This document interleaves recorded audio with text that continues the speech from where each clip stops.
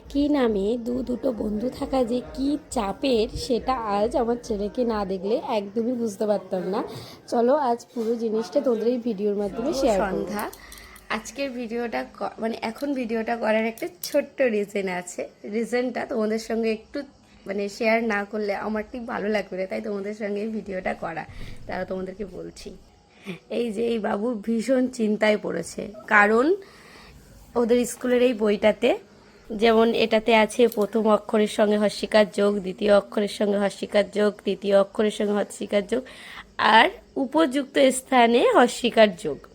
এই যে অতিথি লিখেছে, পালিশ লিখেছে, এখানে অ দ ত আছে, ঠিক আছে।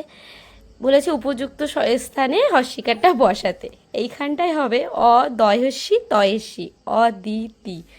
ঠিক করে দেখাতে পারছি জিনিসটা, এইটা অদিতি হবে। এর এখন স্কুল ফ্রেন্ডের নাম অদিতি, মানে নাচের ক্লাসের ফ্রেন্ডের নাম অদিতি। মানে ও বলছে, মা কি হলো ব্যাপারটা, এখানে অদিতি করে এলো। ওর মুখটা শুধু দেখো, ও বলছে না এটা হবে না। বলছে হ্যাঁ এটা হবে, নাও লেখো অদিতি। হ্যাঁ, কোন অদিতির সঙ্গে সে কেক কাটবো না সেই পরে বুঝবো, এখন আপাতত অদিতি লেখো, অদয়সী তয়সী লেখো, দেখো